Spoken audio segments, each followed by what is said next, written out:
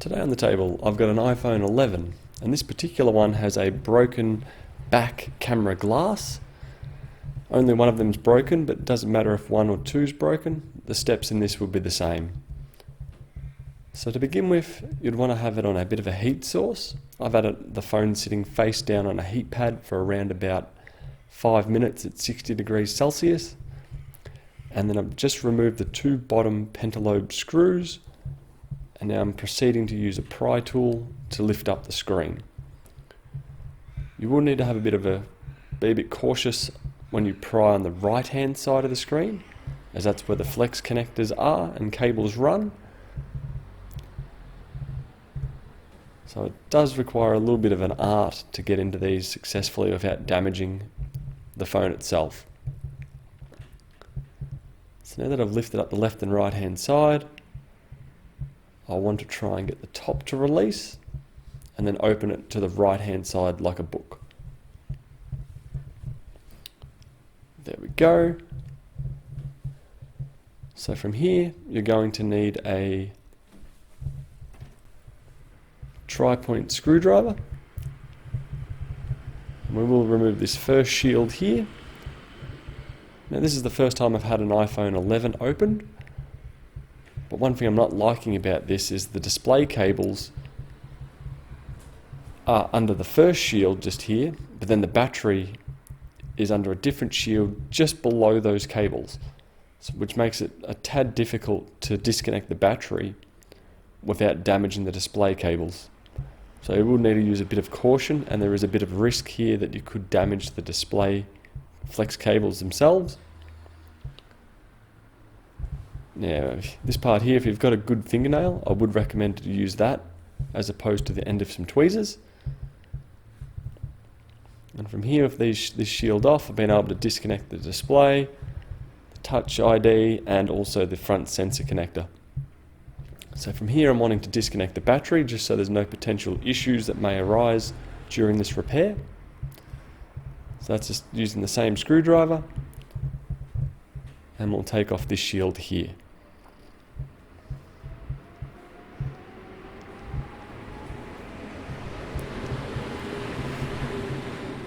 This one I was able to pry off my nail.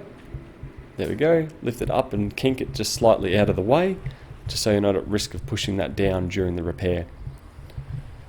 Next up from here, we're going to want to disconnect the two rear-facing cameras. And to get there, we'll have to take off this rectangle shield in the top right-hand corner. Now with those two screws removed, we'll proceed and just disconnect the cameras themselves, and that should cause the shield to hopefully move out of the way from there.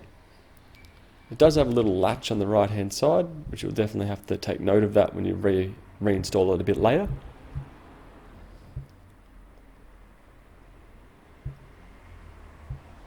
The camera module's just being a little bit stubborn, but that's alright. There we go. Now the reason behind taking out the camera module itself is so you don't do any further damage to the camera itself while you remove the glass.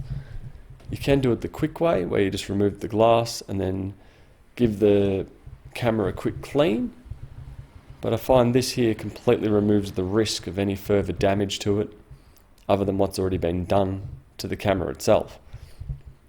So overall it's a higher quality job. So from here I'm just using the tweezers to clear out the remainder of the glass. It does lift out relatively easily.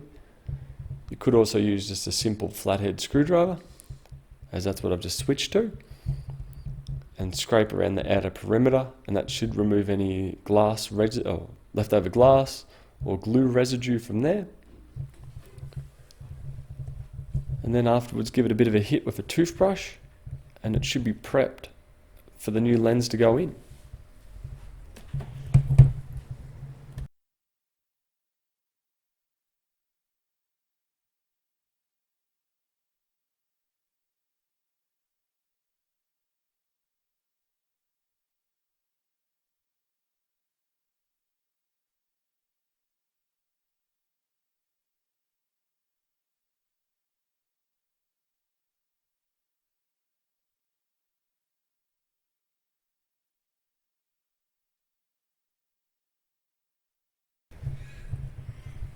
So now that this is nearly completely clean, we will be able to proceed on to the next step. I will be replacing the glass, and the particular one that I purchased also came with a small cutout of adhesive. I'm going to use this in this particular instance, but you could also use some frame glue or various other craft glue that you may have on hand. Typically I use the frame glue B7000, that stuff's very efficient. But with that stuck down, I'm just going to give it a bit of a push down with a flathead screwdriver. That will hopefully get a nice good bond to the actual metal frame, so the camera glass doesn't fall out after it's been installed.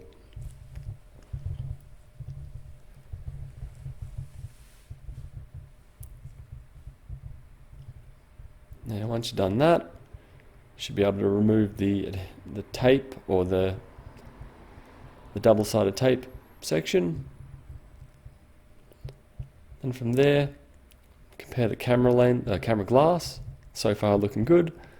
I'm going to try and remove the back bit of plastic off it, while leaving the remainder on the front. And then from there I proceed to push it down in the camera ring.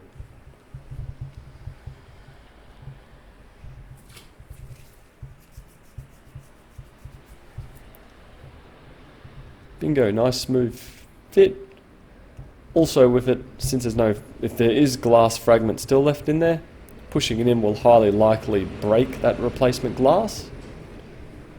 As you can see, looking pretty good. Now from here, I need to give the bench a little bit of a clean, just so I don't risk scratching anything further with the fragments that I've just cleaned out of there.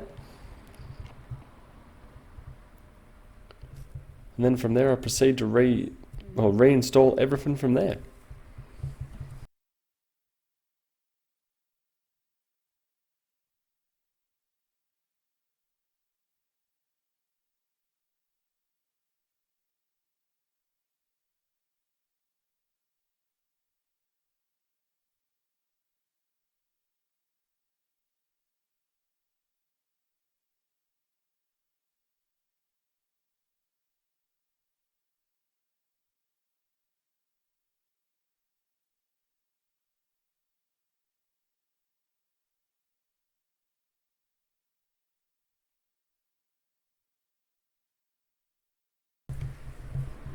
Now zooming in on the camera lens, the bottom one, or the one nearest to the top of the screen, was the one that was broken.